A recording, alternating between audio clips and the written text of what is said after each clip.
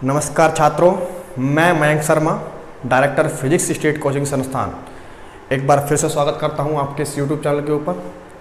देखिए, UP police assistant operator की series की आज की ये वीडियो है। इसमें हम लोगों ने गुरुत्वाकर्षण टॉपिक तक करा दिया था, लेकिन गुरुत्वाकर्षण टॉपिक के अंदर एक मिसलेनियस कह दो या फिर अतिरिक्त थोड़ा सा और हमने उसको बढ़ाया है। गुरुत्वाकर्षण के अंदर थोड़ा सा और टॉपिक कुछ रह गया था, उसको भी आज इस वीडियो के अंदर ऐड कर करके ख़त्म करते हैं इस टॉपिक को। इसके बाद गुरुत्वाकर्षण टॉपिक के क्वेश्चंस हम लोग करेंगे। मुझे पूरी उम्मीद है कि आप लोगों को पिछली वीडियो बहुत ज़्यादा पसंद आई होंगी, और इसी को देखते हुए आज की वीडियो को करते हैं स्टार्ट। और जिन लोगों ने पिछली वीडियो नहीं देखी है तो चैनल पर पूरी प्लेलिस्ट पड़ी हुई है यूपी पुलिस असिस्टेंट ऑपरेटर के साइंस विषय की, तो आप लोग चैनल की प्लेलिस्ट पर जा करके सारी वीडियो देख सकते हैं। प्यार देने के लिए आप लोगों का बहुत बहुत धन्यवाद है। देखते हैं आज की वीडियो में क्या है, करते हैं आज का लेक्चर स्टार्ट। क्या है आज की वीडियो? देखिए, गुरुत्वाकर्षण टॉपिक चला हुआ है और आज का टॉपिक जो हमारा है वो है उपग्रहों की गति से संबंधित, कि उपग्रह किस प्रकार से गति करते हैं। सबसे पहले तो जानना जरूरी है कि उपग्रह क्या होते हैं। सब लोगों को, जितने लोग पढ़ रहे हैं यूट्यूब चैनल के ऊपर, सबको लगभग ज़्यादातर को पता ही होगा कि उपग्रह क्या होते हैं। उपग्रह वे होते हैं जो ग्रह के चारों ओर, ग्रहों की कक्षाओं में चक्कर लगाते हैं। ग्रहों के चारों ओर जो चक्कर लगा रहे हैं छोटे छोटे जो पिंड हैं, उन्हें क्या कहते हैं? उपग्रह कहते हैं। और वो ग्रह के चारों ओर चक्कर लगाते हैं, सूर्य के चारों ओर चक्कर में नहीं लगाते। जो सूर्य के चारों ओर चक्कर लगाते हैं वे ग्रह, और जो ग्रह के चारों ओर चक्कर लगा रहे हैं विभिन्न वृत्ताकार मार्गों पर या फिर दीर्घवृत्ताकार मार्गों पर, वे कहलाते हैं उपग्रह। और आज का जो चैप्टर है, आज का जो टॉपिक है, वो उपग्रह के बारे में ही हम लोग बताने वाले हैं कि उपग्रह आखिर किस तरीके से उपग्रह से संबंधित प्रश्न हमारे एग्जाम के अंदर बन सकते हैं। हालांकि ये चैप्टर थोड़ा अतिरिक्त मैंने इसमें जोड़ दिया है। इसके अंदर जहाँ तक एग्जाम की बात है तो जो अब तक गुरुत्वाकर्षण का मैंने कराया है वो ही, उसके अंदर से ही प्रश्न पूछ लिया जाएगा। यहाँ से प्रश्न बनने का चांस कम ही है, लेकिन फिर भी हम लोग इसमें ऐड कर रहे हैं। ज़्यादा लंबी वीडियो नहीं होगी ऐसा मुझे उम्मीद है। करते हैं वीडियो को स्टार्ट, देखते हैं इसमें क्या है कि पहला टॉपिक इसमें क्या पढ़ा रहे हैं हम लोग। सबसे पहले पढ़ेंगे उपग्रह। उपग्रह जब चक्कर लगा रहा है तो जब वो चक्कर लगा आ रहा है तो उसका कक्षीय वेग कितना होगा? उपग्रह का कक्षीय वेग, वेलोसिटी, ऑर्बिटल कहते हैं इसको, ऑर्बिटल वेलोसिटी। ठीक है, उपग्रह का कक्षीय वेग, ऑर्बिटल वेलोसिटी। तो ये किस तरीके से निकालेंगे और क्या इसका फॉर्मूला होगा, क्योंकि हम लोगों को निकालने के तरीके पर नहीं जाना है। अगर जाना होता तो वो भी मैं आप लोगों को बता देता डिटेल में। हम लोगों को सिर्फ पढ़ना है कि उसका फॉर्मूला क्या है, हमें पढ़ना है कि क्या फॉर्मूला है। अब उपग्रह का थोड़ा मैं स्ट्रक्चर डायग्राम आप लोगों को बनाकर दिखाता हूं कि किस प्रकार से उपग्रह का डायग्राम बनेगा। देखिए, ये मान लिया, देखिए किसी भी ग्रह का उपग्रह हो सकता है। यहाँ पर इस टॉपिक के अंदर हम लोगों ने पृथ्वी के ही परिप्रेक्ष्य में पढ़ा है, यानी कि पृथ्वी के संबंध में, पृथ्वी के चारों ओर ही मान लिया है कि कोई उपग्रह चक्कर लगाता है। और उपग्रह दो प्रकार के हो सकते हैं, प्राकृतिक और कृत्रिम उपग्रह। यानी कि प्राकृतिक नेचुरल, और कृत्रिम मतलब आर्टिफिशियल, जो हम लोग छोड़ते हैं, है ना। नासा, इसरो, जो ये उपग्रह छोड़े जाते हैं, ये किसी ना किसी ग्रह की कक्षा में स्थापित कर दिए जाते हैं और फिर वहां पर ये चक्कर लगाते रहते हैं बराबर एक निश्चित वेग से। अलग अलग कक्षाओं होती हैं ग्रह के चारों ओर, कक्षा क्या होती है? अलग अलग होती हैं, और अलग अलग कक्षाओं में घूमने के लिए वेग भी उनका क्या है? अलग अलग फिक्स है।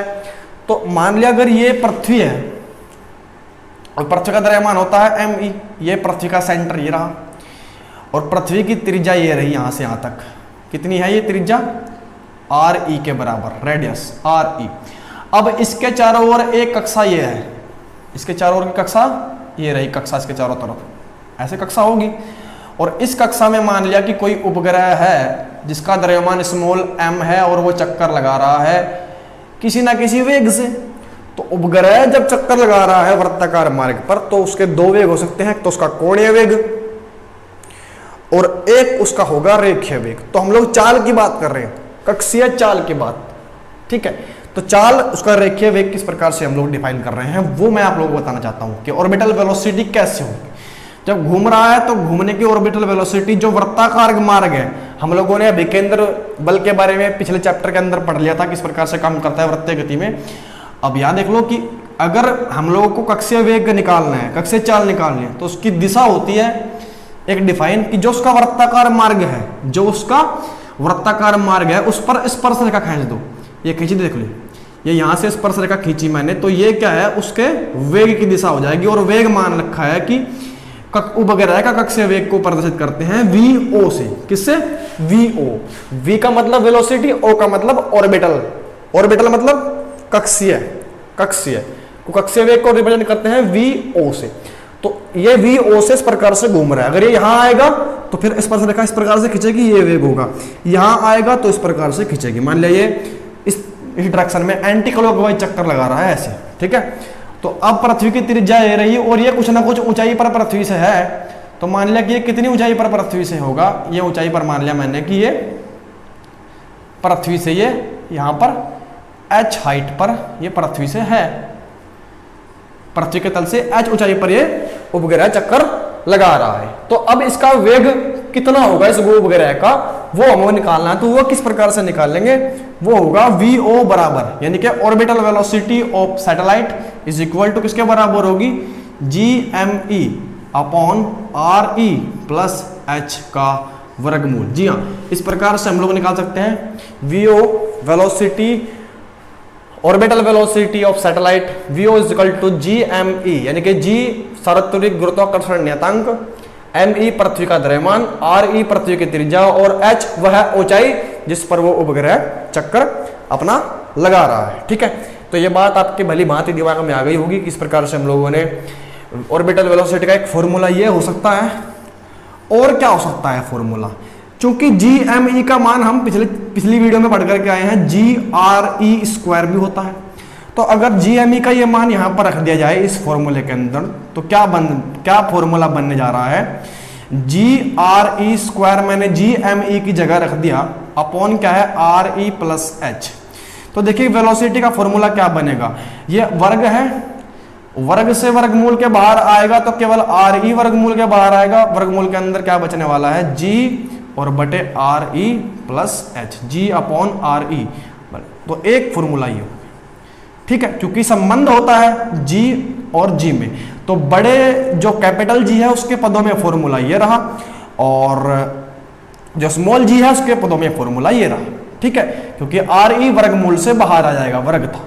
अब एक कंडीशन इसमें एक और बनती है, एक कंडीशन इसमें एक और कंडीशन बनती है कि अगर ये जो उपग्रह है वो पृथ्वी तल के बिल्कुल निकट है, यानी कि यहां से ना होकर के वो बिल्कुल यहां पर है, पृथ्वी तल के बिल्कुल निकट चक्कर लगा रहा है, ज्यादा ऊंचाई उपग्रह की नहीं है, वो थोड़ी सी ऊंचाई पर चक्कर लगा रहा है, यानी कि लगभग पृथ्वी के ऊपर ही है, बस ज्यादा दूर नहीं है, ज्यादा ऊंचाई उसकी नहीं है। तो फिर क्या होगा, देखिए जो फिर उसकी हाइट है, अगर वो पृथ्वी की त्रिज्या की तुलना में बहुत कम है, यानी कि पृथ्वी की त्रिज्या बहुत ज्यादा बड़ी है किससे, उसकी हाइट से, जो वो ऊंचाई पर चक्कर लगा रहा है ना, अगर वो यहां पर ना होकर के थोड़ा सा यहां हो जाए तो h तो बहुत छोटा हो जाएगा, पृथ्वी की त्रिज्या की तुलना में बहुत कम हो जाएगा। तो फिर क्या फॉर्मूला होगा वो भी समझना जरूरी है। वहां से क्वेश्चन बन सकते हैं कि यदि कोई उपग्रह पृथ्वी तल के अति निकट, बहुत ही निकट चक्कर लगा रहा है, परिक्रमण कर रहा है, तो फॉर्मूला उसके कक्षीय वेग का क्या होगा। तो यहां पर हम लोग लिख सकते हैं कि यदि उपग्रह पृथ्वी तल के अति निकट परिक्रमण कर रहा है, परिक्रमण कर रहा है, तो कक्षीय वेग क्या होगा, तो कक्षीय वेग किसका, उपग्रह का। किस प्रकार से निकालेंगे प्यारे बच्चों, तो कक्षीय वेग किस प्रकार से निकालेंगे, तो क्या होगा, तो फिर क्या होगा कि जो re है, जो पृथ्वी की त्रिज्या है, वो बहुत ज्यादा बड़ी हो जाएगी h से, तो h लगभग बराबर किसके होगा, 0 के बराबर। हाइट कुछ है ही नहीं, 0 के बराबर मान लिया, तो फिर इस फॉर्मूले से क्या निकल करके आएगा, vo is equal to re ये रहा, वर्गमूल में ये कर दिया g अपॉन h तो बहुत छोटा है re से, तो अगर re में h जोड़ भी दूंगा तो कोई ज्यादा फर्क नहीं पड़ेगा, तो क्या बचेगा, केवल re ही तो बचा भाई। h तो बहुत छोटा है re से, फिर h लगभग बराबर 0 के है, तो re बचा केवल।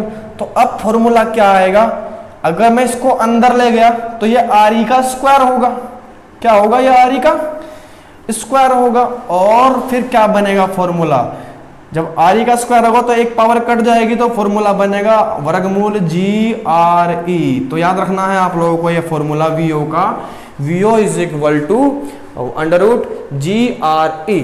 तो आई होप कि ये आप लोगों को उपग्रह का कक्षीय वेग के सारे फॉर्मूले क्लियर हो गए होंगे, formula number 1, formula number 2 and formula number 3। तो इस प्रकार से ये चित्र हम लोग बने रहने देंगे, ताकि उपग्रह से संबंधित और भी टॉपिक हम लोग पढ़ेंगे। देखिए ये टॉपिक आप लोगों को याद रखने हैं और इन चीज़ों को आप लोग अपनी नोटबुक में नोट कीजिएगा। देखते हैं फिर इसमें अगला चीज़ क्या है। देखिए अगला टॉपिक इसके अंदर है कि उपग्रह की कक्षीय चाल तो हम लोगों ने पढ़ ली, और अगर उपग्रह पृथ्वी तल के अति निकट परिक्रमण कर रहा है तो कक्षीय चाल कितनी होगी, VO बराबर वर्गमूल या फिर अंडर रूट GRE। और अगर मैं G का मान 9.8 रखूं और पृथ्वी की त्रिज्या 6400 किलोमीटर रख दूं, तो फिर कितना उसका मान आ जाएगा, वर्गमूल अगर निकालेंगे तो लगभग बराबर आएगा 7.92 किलोमीटर प्रति सेकंड। यानी कि अगर पृथ्वी तल के अति निकट कोई उपग्रह परिक्रमण कर रहा है तो कितना वेग होगा, 7.92 किलोमीटर पर सेकंड। उसके बाद टॉपिक में क्या पढ़ते हैं कि अगर उपग्रह चक्कर तो लगा रहा है, कितने वेग से लगा रहा है, वो वेग हमने पढ़ लिया, हाइट पर निर्भर करेगा वो, ठीक है, वो वेग हमने पढ़ लिया अभी थोड़ी देर पहले। अब जब वो चक्कर लगा रहा है तो उसका परिक्रमण काल क्या होगा, कौन सा समय, परिक्रमण काल, पीरियोडिक टाइम इसको शायद कहते हैं यहाँ पर। और उपग्रह का परिक्रमण काल मैं यहाँ पर लिख रहा हूं, उपग्रह का परिक्रमण काल, पृथ्वी के चारों ओर अगर कोई चक्कर लगा रहा है उपग्रह, उसका परिक्रमण काल क्या होगा, पीरियोडिक टाइम यहाँ पर उसका क्या होगा, वो हम लोगों को निकालना है। तो परिक्रमण काल का मतलब किसी न किसी समय से ही है। तो अगर उपग्रह ने यहां से घूमना स्टार्ट किया और वो ऐसे घूम रहा है और वापस यहीं पर पहुंच गया, तो एक चक्कर पूरा हो गया। तो उपग्रह के द्वारा एक चक्कर को पूरा करने में जितना समय लिया जाता है वही क्या है, उपग्रह का, उस ग्रह के चारों ओर का क्या है, परिक्रमण काल है। और परिक्रमण काल कक्षा की त्रिज्या पर निर्भर करता है कि कक्षा कितनी बड़ी है, ठीक है।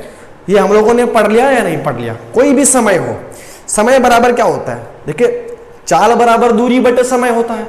तो जब समय का मान निकालेंगे तो क्या होगा, दूरी बटे चाल होगा या नहीं होगा, आप लोगों ने पढ़ा है ना ये चीज।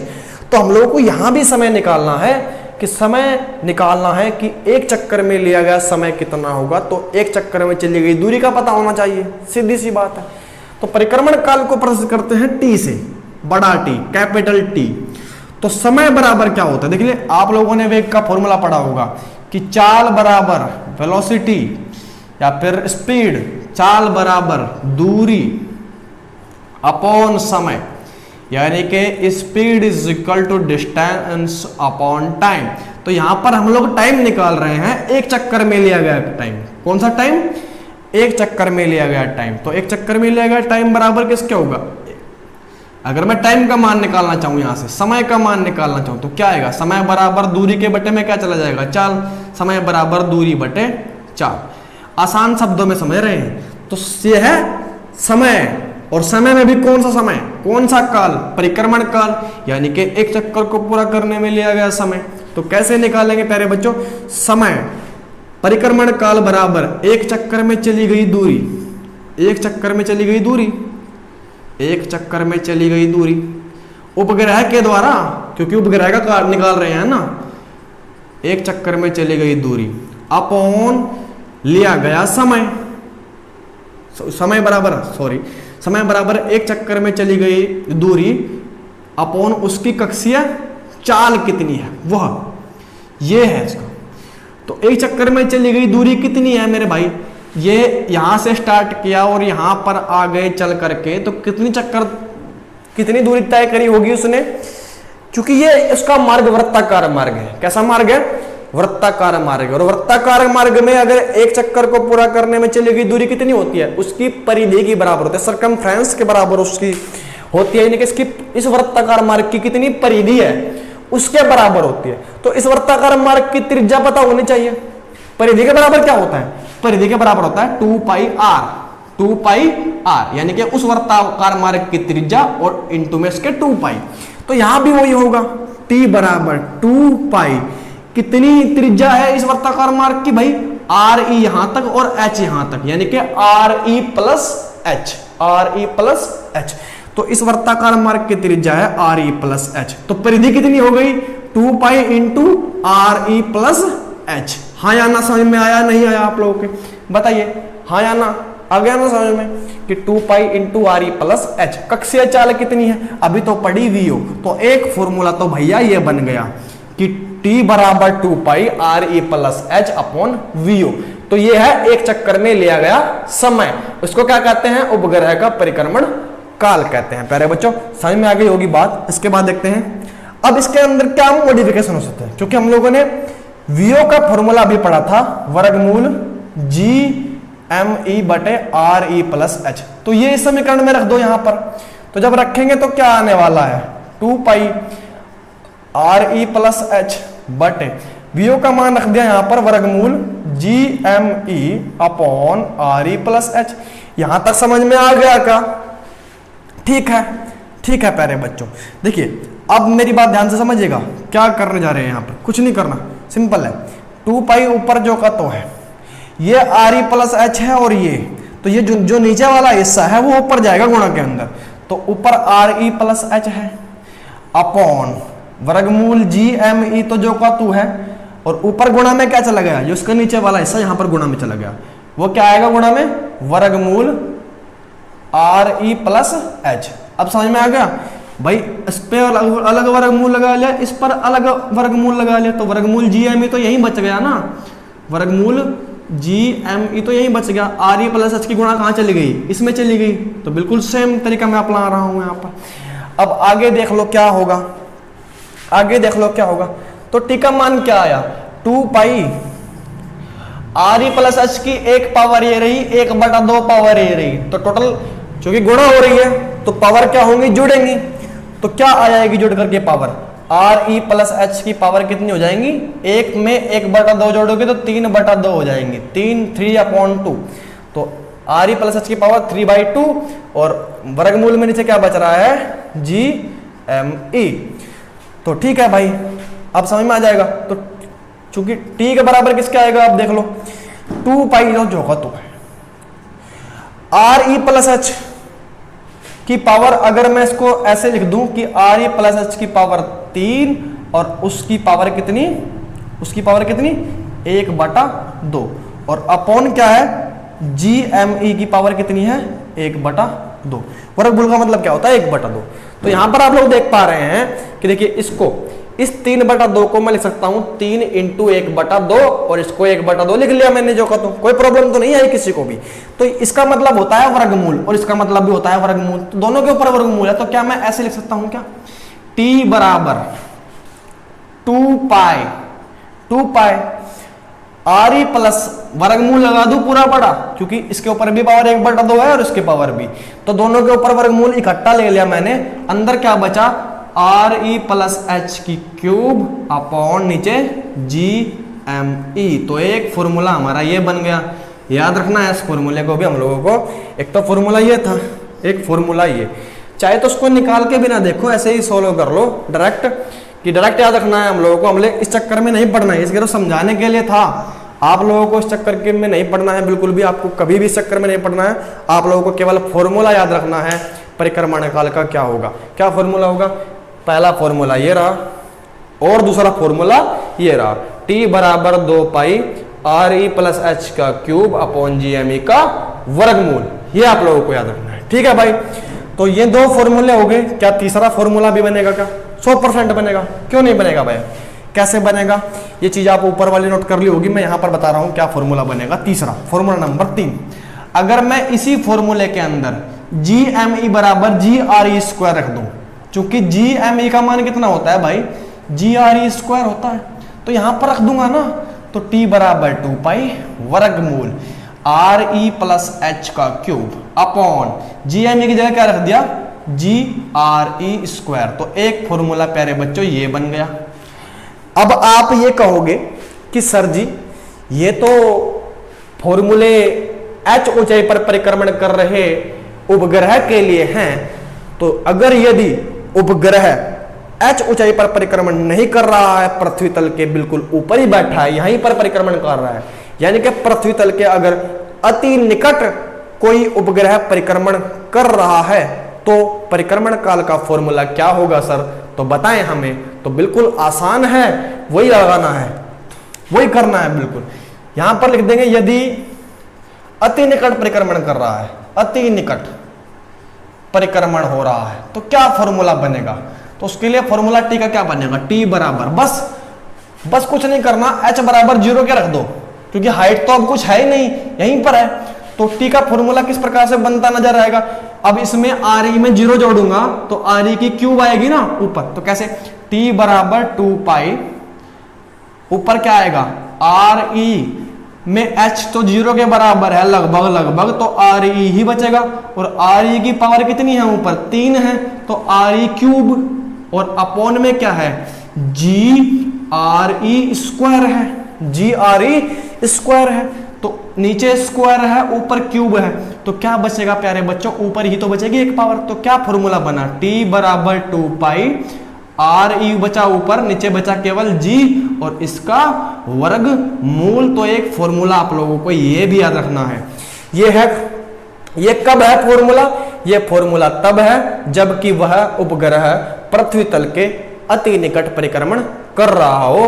तो फॉर्मूला क्या है, टी बराबर 2 पाई वर्गमूल आर ई बटे जी। और दो फॉर्मूले क्या है, पहला फॉर्मूला ये रहा, दूसरा फॉर्मूला ये रहा, तीसरा ये रहा जबकि वह अति निकट परिक्रमण जो है वो कर रहा है, और एक फॉर्मूला चौथा नंबर का ये रहा, ये है स्मॉल जी के पदों में, ये बड़े जी के पदों में, ये अति निकट परिक्रमण कर रहा है तब, और ये मेन फॉर्मूला है।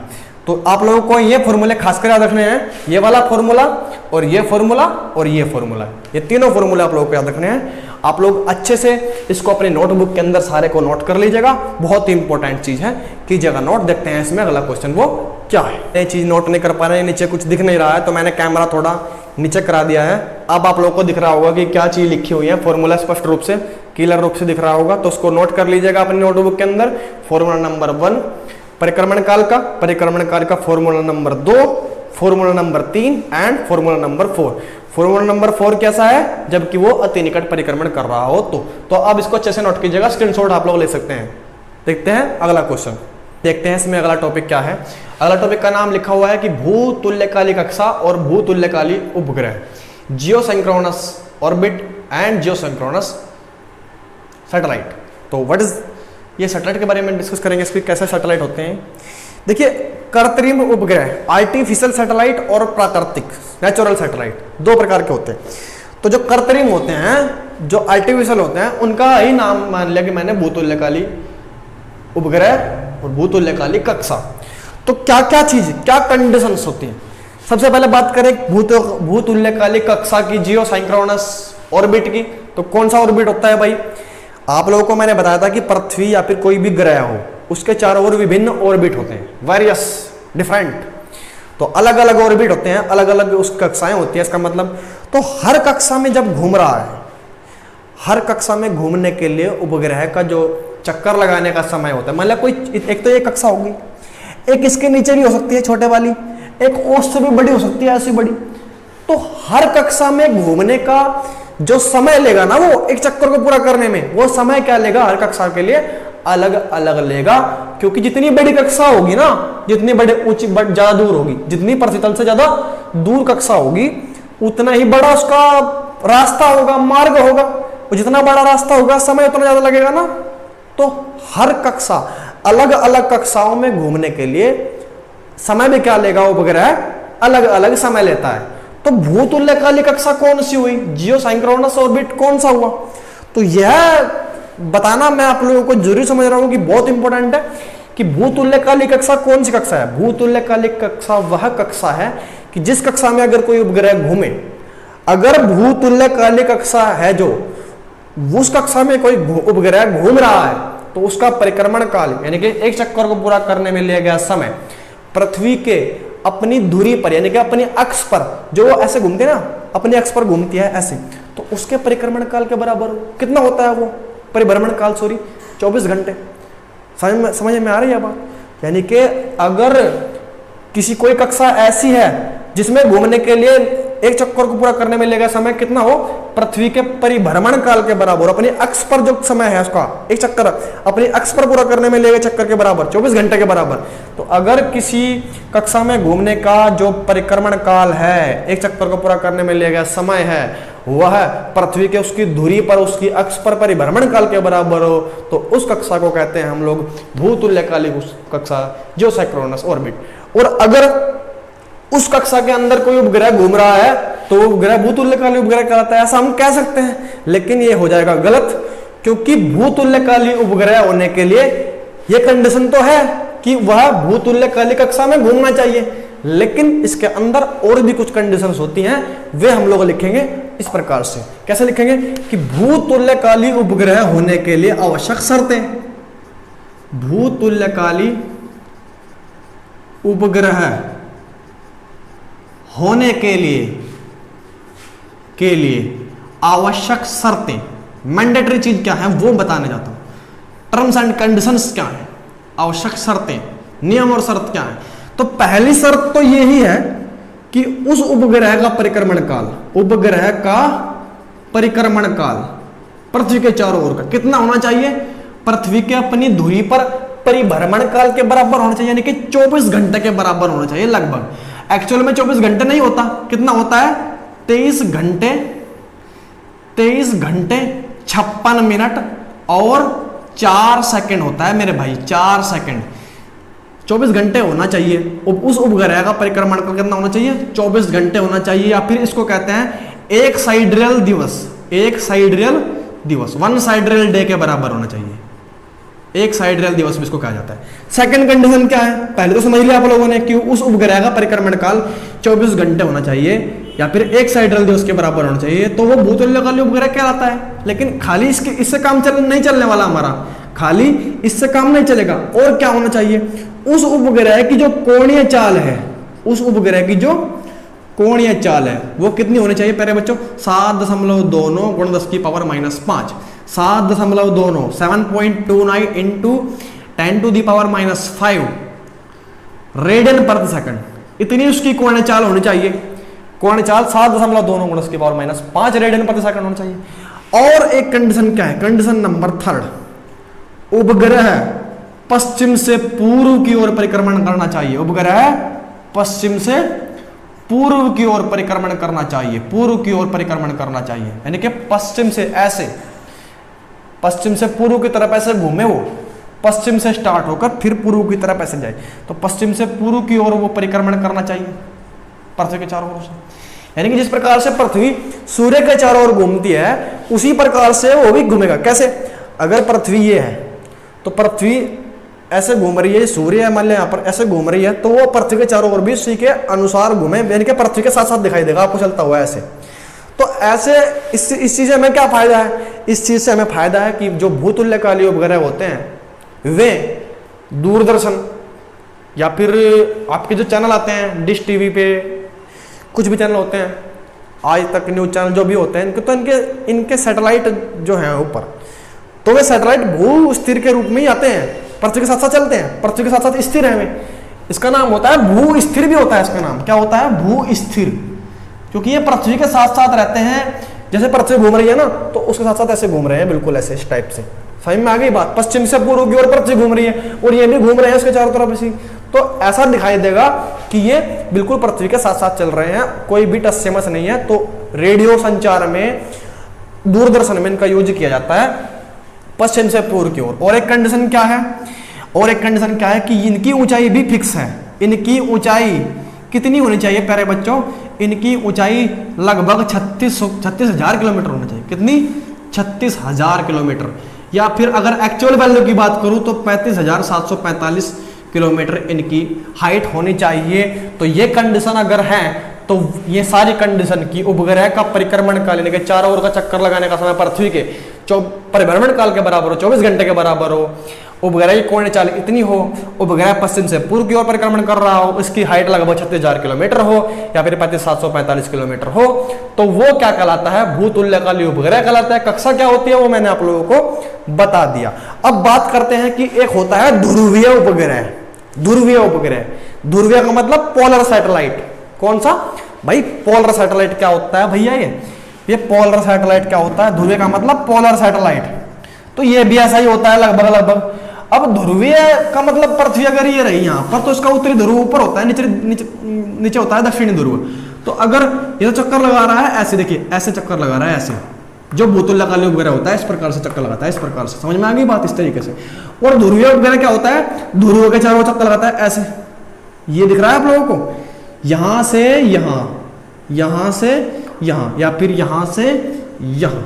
समझ में आ गई बात? ठीक है, ये क्लियर है नहीं? यह बात आप उत्तर से दक्षिण की तरफ चक्कर लगाए। एक तो कंडीशन ये है ध्रुवीय उपग्रह पोलर सैटेलाइट होने के लिए, ध्रुवीय उपग्रह होने के लिए कंडीशन क्या है? क्या कंडीशन है? कि वो तो उत्तर से दक्षिण की ओर चक्कर लगाएगा ऐसे, ध्रुव दोनों कवर करेगा, उत्तरी ध्रुव और दक्षिणी ध्रुव। और भू स्थिर उपग्रह करेगा पश्चिम से पूर्व की ओर, वो ऐसे चक्कर लगाएगा। समझ में आ रही है बात? तो ये अंतर है दोनों में। और एक और खास अंतर है कि इनकी हाइट बहुत कम होती है। ध्रुवीय उपग्रह की हाइट क्या होती है? बहुत कम। अब जो भू स्थिर उपग्रह हैं उनकी हाइट तो है 35,745 या फिर 36,000 किलोमीटर। अब जो ध्रुवीय उपग्रह हैं उनकी ऊंचाई कितनी होती है मेरे भाई? लिख लेना, इनकी ऊंचाई 500 से 800 किलोमीटर होती है, बहुत कम। और ये जो चक्कर लगाते हैं वे उत्तर दक्षिण दिशा में चक्कर लगाते हैं। और इनका उपयोग जो किया जाता है वो रिमोट सेंसिंग में, रिमोट सेंसिंग में किया जाता है। रिमोट सेंसिंग में, रिमोट सेंसिंग में, रिमोट सेंसिंग मौसम विज्ञान का पता लगाने के लिए ध्रुवीय उपग्रहों का प्रयोग किया था। तो मैंने इस टॉपिक के अंदर आप लोगों को दो चीज पढ़ा दी, भूतुल्यकालीय कक्षा, भूतुल्यकालीय उपग्रह, और साथ ही साथ बता दिया कि पोलर सैटेलाइट ध्रुवीय उपग्रह आखिर होता क्या है। ध्रुवीय उपग्रह का मतलब क्योंकि जो ध्रुवों को कवर करे, उत्तरी ध्रुव दक्षिण ध्रुव ऐसे चक्कर लगाए उत्तर से दक्षिण। और हाइट उसकी क्या होती है? इनकी तुलना में बहुत कम, 500 से 800 किलोमीटर ही होती है। बस यही पहचान है ध्रुवीय उपग्रह की इसकी हाइट ये कम ऊंचाई पर रहता है, और भू स्थिर उपग्रह फिर भूतुल्यकालीय उपग्रह अधिक ऊंचाई पर रहता है। और घूमने का मैंने आप लोगों को कोऑर्डिनेट बता दिया है इसका। और देखते हैं इसमें नेक्स्ट टॉपिक क्या है, इसको आप लोग कीजिएगा नोट। है अगले टॉपिक की उपग्रह की संपूर्ण ऊर्जा। जितने भी टॉपिक पढ़े हैं, उपग्रह का परिक्रमण काल पढ़ लिया, उपग्रह का कक्षीय वेग पढ़ लिया, कक्षीय चाल, उपग्रह भूतुल्यकालीय उपग्रह क्या है वो पढ़ लिया। अब किसी भी उपग्रह चाहे वो कोई सा भी हो, कृत्रिम हो, आर्टिफिशियल हो या फिर नेचुरल हो, उसकी संपूर्ण ऊर्जा यानी कि टोटल एनर्जी कितनी होती है। और जब भी हम लोग संपूर्ण ऊर्जा की बात करते हैं, किसकी बात करते हैं? संपूर्ण ऊर्जा की। और वो पृथ्वी के गुरुत्वीय क्षेत्र के भीतर है। अगर कोई उपग्रह ये रहा पृथ्वी की कक्षा में चक्कर लगा रहा है तो उसका मतलब एक बात स्पष्ट रूप से है कि वो पृथ्वी के गुरुत्वीय क्षेत्र के भीतर है। और जब कोई चीज किसी के गुरुत्वीय क्षेत्र के भीतर होती है, जब कोई उपग्रह या कोई भी पिंड हो, अगर वो पृथ्वी के गुरुत्वीय क्षेत्र के भीतर है तो पृथ्वी उस पर हमेशा गुरुत्वाकर्षण बल लगाती है। और उस गुरुत्वाकर्षण के बल के कारण क्या होता है? वो अपनी तरफ को खींचती है उसको, लेकिन वो खींच नहीं पा रहा है ना, खींच तो नहीं रहा, वो गति कर रहा है, ठीक है। लेकिन जब वो खींच नहीं रहा है तो इसका मतलब ये नहीं हुआ कि पृथ्वी उस पर गुरुत्वाकर्षण बल नहीं लगा रही है, लगा रही है। तो उसके कारण वो इस कक्षा में घूमने के लिए बाध्य है, स्थिर है। तो इसका मतलब उपग्रह की संपूर्ण ऊर्जा, चूंकि वो गति भी कर रहा है, तो गति करते हुए चीज में क्या होती है? गति ऊर्जा होती है। क्या होती है? गतिज ऊर्जा। और वो चूंकि स्थिर भी है, पृथ्वी के गुरुत्व क्षेत्र के भीतर भी है, तो उस पर पृथ्वी के कारण एक ऊर्जा भी लग रही है। क्या होती है वो? गुरुत्वाकर्षण के कारण जो ऊर्जा होती है उसे क्या कहते हैं? गुरुत्व स्थितिज ऊर्जा। तो अब अगर कोई उपग्रह पृथ्वी की कक्षा में चक्कर लगा रहा है तो उसके ऊपर दो ऊर्जाएं हैं। एक तो उसकी कक्षीय गति के कारण, और सेकंड नंबर की ऊर्जा क्या है? पृथ्वी के गुरुत्वाकर्षण के कारण गुरुत्व स्थितिज ऊर्जा। तो एक तो गुरुत्वीय स्थितिज ऊर्जा है और एक उसकी गतिज ऊर्जा है। तो अगर ये दोनों ऊर्जा को मैं प्लस कर दूं, जोड़ दूं, तो उसे ही कहते हैं प्यारे बच्चों उपग्रह की संपूर्ण ऊर्जा। और अब मैं इस क्वेश्चन को सोल्व करके भी आप लोगों को दिखा सकता था आपको, लेकिन वह प्रश्न आपके एग्जाम में नहीं बनना। आपको समझना है कि क्या फॉर्मूला होता है उपग्रह की संपूर्ण ऊर्जा का। गतिज ऊर्जा कैसे लिखूंगा कि गति कितनी है इसकी, vo है, द्रव्यमान कितना है इसका, स्मॉल m, तो कितनी गति ऊर्जा हो जाएगी 1/2 mv² यानी कि vo का वर्ग, ये इसकी गति ऊर्जा हो जाएगी। अब यहां पर vo का मान रखूंगा मैं वो वर्गमूल वाला, वर्गमूल Gme/re प्लस h, और फिर वो पूरा सोल्व करके के का मान कुछ आएगा तो वो सोल्व नहीं करूंगा, मैं डायरेक्ट लिखूंगा। अब u कितनी होती है वो आप पढ़ के आए हैं, u बराबर -Gmem/re, ये पढ़ के आए हैं ना पिछले चैप्टर के अंदर। तो अब मैं कुल ऊर्जा की बात करूं, E की बात करूं, तो कितनी आएगी, याद रखना है -1/2 Gmem/re। ये अब इसके भीतर गतिज ऊर्जा भी सम्मिलित है और प्लस स्थितिज ऊर्जा भी, क्योंकि कुल एनर्जी को कहते हैं, कुल energy is equal to kinetic energy plus of potential energy. तो kinetic energy and potential on energy के सम को क्या कहते हैं, टोटल एनर्जी कहते हैं। और कुल एनर्जी का फॉर्मूला याद रखना है आप लोगों को, ये है -1/2 Gmem/re। उपग्रह की कुल ऊर्जा भाई इतनी होती है, ठीक है।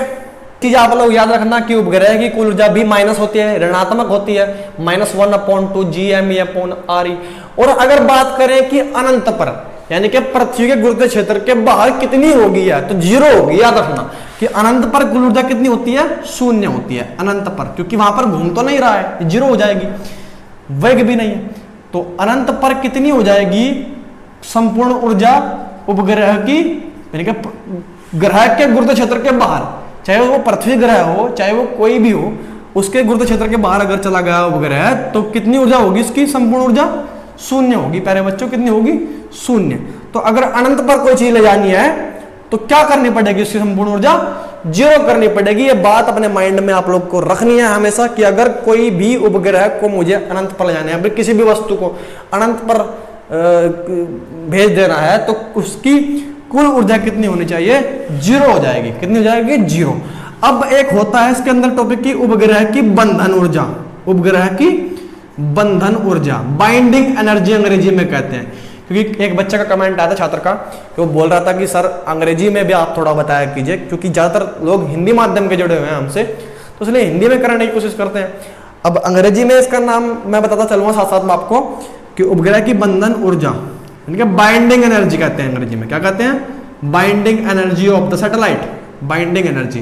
तो बाइंडिंग एनर्जी क्या है, अब देखिए मेरी बात सुनिए, ध्यान से सुनिए आप लोग। अब यह उपग्रह यहां पर घूम रहा है इतनी ऊंचाई पर इस प्रकार से, तो अगर मैं बात करूं इसकी कुल ऊर्जा की तो कितनी होगी भाई, इतनी होगी, इतनी कटक रहे हैं -1/2 Gmem/re। लेकिन ये कितनी ऊर्जा से बंधा हुआ है, तो मैं क्या मानूंगा कि ये तो उसकी ऊर्जा है खुद की, तो ये कितनी से बंधा हुआ है यहां पर घूमने के लिए, तो प्लस, कुछ नहीं करना, कितनी ऊर्जा है वो बंधन ऊर्जा, E बराबर प्लस का निशान लगा दो 1/2 Gmem/re। क्यों किया जी ऐसा, क्योंकि कितनी ऊर्जा से बंधा हुआ है वो अगर मुझे निकालना है तो संपूर्ण ऊर्जा कितनी होनी चाहिए, फिर 0, ठीक है। अगर इतनी ऊर्जा ही है तो मुझे देखना है कि कितनी ऊर्जा से बंधा हुआ है, तो भाई इसके बराबर प्लस का निशान लगाना पड़ेगा। जितनी है माइनस में है उतनी ही प्लस कर दो, तुम्हें उसको तोड़ने के लिए। बंधन ऊर्जा का मतलब होता है कि कक्षा छोड़कर उसके मतलब कक्षा छोड़वा दो उसकी, तो क्या होगा कि कितनी ऊर्जा से बंधा हुआ है कि +1/2 Gme/re याद रखना है। और अगर इसके अंदर मैं Gme की जगह क्या रख दूं, क्योंकि Gme का मान कितना होता है Gre², तो E का मान क्या आ जाएगा प्यारे बच्चों, +1/2 Gme की जगह मैं रख दिया कि Gre², और ऊपर क्या है, स्मॉल m है, स्मॉल m उपग्रह का द्रव्यमान, नीचे Re। तो क्या फॉर्मूला बनेगा कि E का फॉर्मूला बन जाएगा, Re से एक पावर कटेगी, E का फॉर्मूला बन जाएगा m1/2 G बचेगा, Re बचेगा ऊपर और इंटू m। तो ये फॉर्मूला आप लोगों को याद रखना है। Re का मतलब होता है पृथ्वी की त्रिज्या, ठीक है। तो ये उपग्रह की बंधन ऊर्जा आप लोगों ने पढ़ ली, बाइंडिंग एनर्जी, उपग्रह की संपूर्ण ऊर्जा आप लोगों ने पढ़ ली। इस चीज को नोट कीजिएगा। देखते हैं इसमें अगला टॉपिक। प्यारे विद्यार्थियों, अगला टॉपिक के अंदर क्या है, पलायन ऊर्जा तथा पलायन वेग। अब पलायन ऊर्जा और पलायन वेग क्या होता है, ये भी उपग्रह का होता है क्या? नहीं, इसमें उपग्रह का कोई लेना देना नहीं है, ये एक अलग टॉपिक है। इसके अंदर मैं पढ़ा रहा हूं आप लोगों को क्योंकि ये भी एक जरूरी हो जाता है कि पलायन ऊर्जा तथा पलायन वेग यानी कि escape energy and escape velocity क्या होती है। एस्केप का मतलब होता है छोड़कर चले जाओ, भाग गया, छोड़कर चला गया, छोड़कर जाने वाली एनर्जी और छोड़कर जाने वाला वेग किसका। अब पृथ्वी तल पर जितनी भी चीजें, मैं थोड़ा समझाना चाह रहा हूं आप लोगों को कि पृथ्वी तल के ऊपर जितनी भी चीजें हैं, चाहे मैं ही क्यों ना खड़ा हूं, कुर्सी, मेज, मैं, आप, बस, स्कूटर, सारी पृथ्वी तल के ऊपर ही है ना, है ना, ये नहीं है। तो पृथ्वी तल के ऊपर जितनी भी चीजें हैं, स्थित हैं, तो वे स्थित क्यों हैं, क्यों नहीं इनसे यहां से भाग जा रही हैं, क्या कारण है? क्योंकि हमने पिछले वीडियो में, पिछले टॉपिक में ये पढ़ लिया है कि अगर कोई भी वस्तु कोई भी पृथ्वी तल पर स्थित है, खड़ी है, पृथ्वी तल के ऊपर स्थित है, तो उस पर पृथ्वी अपने गुरुत्वीय क्षेत्र के कारण एक बल लगा रही है, गुरुत्वाकर्षण बल है, तो फिर उसमें वहां पर पृथ्वी तल पर स्थित होने के लिए बाध्य किया हुआ है उसको, वो मजबूर है पृथ्वी तल पर स्थित होने के लिए। किसके कारण मजबूर है? कि पृथ्वी ने उस पर एक स्थिर रहने के लिए स्थितिज ऊर्जा लगाई हुई है और उस ऊर्जा को कहते हैं गुरुत्वीय स्थितिज ऊर्जा। और उसका मान कितना होता है प्यारे बच्चों? -GMEM/RE, यानी कि जितने भी वस्तु पृथ्वी के तल पर स्थित हैं उन पर पृथ्वी के कारण एक स्थिर रहने के लिए कि तू यहीं स्थिर रह, कहीं मत जाना, उसके गुरुत्वाकर्षण के कारण इतनी स्थितिज ऊर्जा है कि U बराबर -GME/RE हर वस्तु पर है, कि जो पृथ्वी तल पर है हर वस्तु पर इतनी स्थितिज ऊर्जा है। क्यों? क्योंकि उसको पृथ्वी तल पर स्थित रहना है, उस पर गुरुत्वाकर्षण बल हमेशा एक अप्लाई हो रहा है, तो इतनी स्थितिज ऊर्जा के कारण हर वस्तु पृथ्वी तल पर स्थित होने के लिए बाध्य है इतने के कारण। तो अब पलायन ऊर्जा क्या होती है, पलायन वेग क्या होता है? पलायन वेग वह वेग होता है, याद रखना, पलायन वेग वह वेग, वह न्यूनतम वेग, वह कम से कम वेग है कि उसको किसी भी वस्तु का पलायन वेग वह न्यूनतम वेग है कि उसको पृथ्वी पर नहीं रहना, उस वेग से इतने वेग से फेंको वस्तु को इतने वेग से फेंको, वर्टिकल, ऊर्ध्वाधर, ऊपर की ओर, वर्टिकल, ऊपर की ओर वस्तु को इतने वेग से फेंको, उसका एक मान है कि वो पृथ्वी के गुरुत्वीय क्षेत्र को पार कर जाए, गुरुत्वीय क्षेत्र का उस पर कोई प्रभाव न रहे, तो उस वेग को कहते हैं पलायन वेग। याद आ गया आप लोगों के? किस तरीके से कहते हैं कि अगर किसी वस्तु को मैं कम से कम इतने वेग से फेंक दूं कि वो पृथ्वी गुरुत्वीय क्षेत्र को पार कर जाए, उस पर पृथ्वी गुरुत्वीय क्षेत्र का कोई प्रभाव न रहे, उस पर ये स्थितिज ऊर्जा कितनी हो जाए, खत्म हो जाए, तो फिर उसका वेग क्या कहते हैं? उसको पलायन वेग कहते हैं। उसका मान फिक्स है 11.2 किलोमीटर पर सेकंड, न्यूनतम वेग 11.2 किलोमीटर प्रति सेकंड के वेग से अगर आप लोग को वेग बढ़ा के फेंकेंगे तो वो पार करेगा ही। अगर 11.2 किलोमीटर प्रति सेकंड से कम वेग है तो वो फिर पृथ्वी के गुरुत्वीय क्षेत्र के भीतर ही रहेगा। अगर 11.2 किलोमीटर प्रति सेकंड के वेग से ही किसी को ऊपर की तरफ फेंक दिया तो फिर वो कभी पृथ्वी पर वापस नहीं लौटेगा। अब वो पृथ्वी पर रहने के लिए बाध्य नहीं है। क्यों बाध्य नहीं है? क्योंकि अब हमने इतनी एनर्जी लगा करके उसको ऊपर फेंका है कि उसकी एनर्जी ये कितनी हो गई, 0 हो गई। तो अगर बात करूं पलायन ऊर्जा की, किसकी? पलायन ऊर्जा की, एस्केप एनर्जी की, तो भाई कितनी होगी वो? उसका मान होगा +GMEM/RE। क्यों कर दिया सर ऐसा क्यों कर दिया भाई? बताऊं क्यों? क्योंकि अगर कोई चीज पृथ्वी पर रहने के लिए बाध्य है तो कितनी ऊर्जा है उसकी, पृथ्वी के कारण उस पर कितनी स्थितिज ऊर्जा है? -GMEM/RE। तो अगर मुझे पृथ्वी, पलायन ऊर्जा का मतलब क्या होता है? पलायन ऊर्जा का मतलब होता है पृथ्वी को छोड़कर चले जाने के लिए ऊर्जा, तो कितनी ऊर्जा चाहिए भाई? इससे तो वो बना हुआ है, पृथ्वी ने इससे अपनी तरफ खींच रखा है ना, तो भाई इससे इसको जीरो कर दो, इसको खत्म कर दो। तो इसको खत्म करने के लिए कौन सी ऊर्जा चाहिए? उतनी ही प्लस में दो जितनी है माइनस है ना, उतनी ही प्लस में इसको ऊर्जा दे दो, जोर लगा दो उसके ऊपर, उतना ही प्लस में। तो कितनी हो जाएगी ये ऊर्जा? ये कितनी हो जाएगी? फिर जीरो हो जाएगी ना। और जैसे ही ऊर्जा जीरो हुई, जैसे ही पृथ्वी के कारण जो ऊर्जा जीरो हुई, तो फिर वो पृथ्वी पर रहने के लिए बाध्य नहीं रहेगा। वो कहेगा कि अब तो मैं जीरो खत्म हो गया, ये तो तेरा प्रभाव खत्म हो गया, तू जीरो हो गई। क्यों जीरो हुई? क्योंकि मैंने इसको प्लस में उसके बराबर ऊर्जा दे दी, तो वो जीरो हो गई ना। कुल ऊर्जा कितनी हो गई उसकी? जीरो। तो जब वो जीरो हो गई तो वो पृथ्वी पर रहने के लिए बाध्य नहीं रहेगा, वो तो छोड़ करके चला जाएगा। तो उस ऊर्जा को कहते हैं पलायन ऊर्जा। मान होता है इतना कि पृथ्वी को छोड़कर चले जाने के लिए जितने वेग से फेंका जाए न्यूनतम वेग से, वो होता है पलायन वेग। तो पलायन वेग का मान समझना बड़ा जरूरी है। पलायन वेग को सबसे पहले बात करेंगे, वेग को किससे प्रकट करते हैं? वी, क्योंकि एस्केप वेलोसिटी है। वीओ तो कक्षीय वेग हो गया, यह है वीई। तो वीई का मान होता है वर्गमूल 2gme अपॉन RE। एक फॉर्मूला ये रहा, पलायन ऊर्जा का फॉर्मूला ये रहा, पलायन वेग का फॉर्मूला ये रहा, और एक फॉर्मूला और बनेगा, क्योंकि जीएमई का मान क्या होता है? GRE स्क्वायर होता है, GRE स्क्वायर। तो जब इसका मान रखेंगे ना ये, तो एक फॉर्मूला और बनेगा अपना, वर्गमूल 2 जीएमई की जगह रख दिया GRE स्क्वायर अपॉन RE।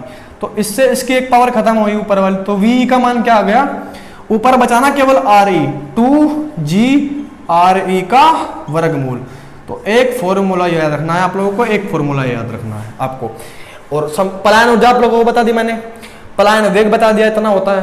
तो ये आप अपनी कॉपी के अंदर नोट कीजिएगा। और एक बात और बता दूं कि अगर मैं जी का मान 9.8 रखूंगा और पृथ्वी की त्रिज्या 6400 किलोमीटर के बराबर रख दूंगा, तो फिर कितना वेग निकल करके आएगा?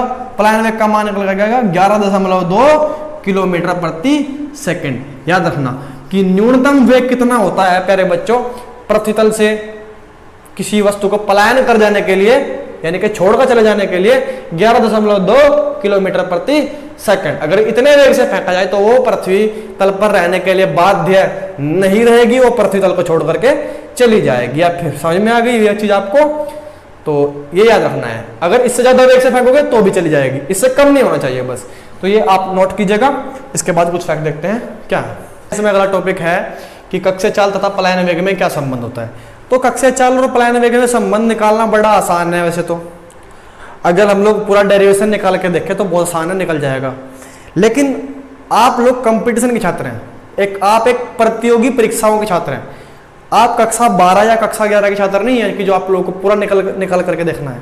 हमें केवल फॉर्मूले पढ़ने हैं और समझना है बस, उसके बारे में ज़्यादा कुछ नहीं करना। तो कक्षीय चाल और पलायन वेग में क्या रिलेशन होता है? जब भी बात आती है संबंधों की, भौतिक विज्ञान में जब भी बात रहती है कि relation between orbital velocity and escape velocity, तो ऑर्बिटल वेलोसिटी और एस्केप वेलोसिटी के बीच में क्या रिलेशन है? तो जब रिलेशन की बात आती है तो क्या होता है उसके अंदर कि चाहे किन्हीं भी दो भौतिक राशियों के अंदर संबंध हो, तो संबंध का मतलब होता है कि एक फॉर्मूला ऐसा बन जाए जिसमें में दोनों चीज हो या फिर तीनों चीज हो। अब यहां पर ऑर्बिटल वेलोसिटी और एस्केप वेलोसिटी में रिलेशन की बात है, यानी कि इसको कहते हैं कक्षीय चाल को VO, अभी तो पढ़ा आप लोगों ने VO, और इसको कहते हैं VE। तो एक फॉर्मूला ऐसा आ जाए जिसमें VO भी हो और VE भी हो। तो क्या फॉर्मूला वो है, वो आपको मैं बता रहा हूं कि VE बराबर वर्गमूल 2 गुणा VO। तो ये फॉर्मूला है, आप दिमाग में रखना हमेशा कि जहां कक्षीय चाल दी हो उसमें √2 की गुणा कर दो, वर्गमूल 2 की गुणा कर दो, तो क्या प्राप्त हो जाएगा? उसका पलायन वेग प्राप्त हो जाएगा। सही में यह बात आप लोग दिमाग में रखना हमेशा। और ये फॉर्मूला है, ये संबंध है किसके बीच का? कक्षीय चाल और पलायन वेग में, या फिर कह दूं कि ऑर्बिटल वेलोसिटी और एस्केप वेलोसिटी में ये रिलेशन है, जैसे between orbital velocity and escape velocity. तो ये रिलेशन आप लोग को समझना जरूरी है कि ये रहा आपका संबंध। अब इसमें कुछ फैक्ट हैं जैसे कि बात करें चंद्रमा से संबंधित, जो अब वीडियो काफी लंबा हो रहा है, इसको बस खत्म कर रहे हैं। कुछ फैक्ट समझ लो जो कि एग्जाम में आ सकते हैं। कैसे कि अगर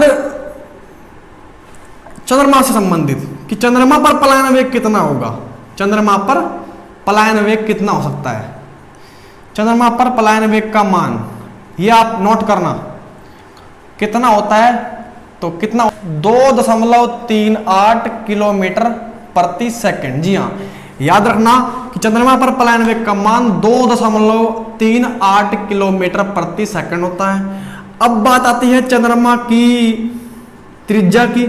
चंद्रमा की त्रिज्या, चंद्रमा की रेडियस कितनी होती है?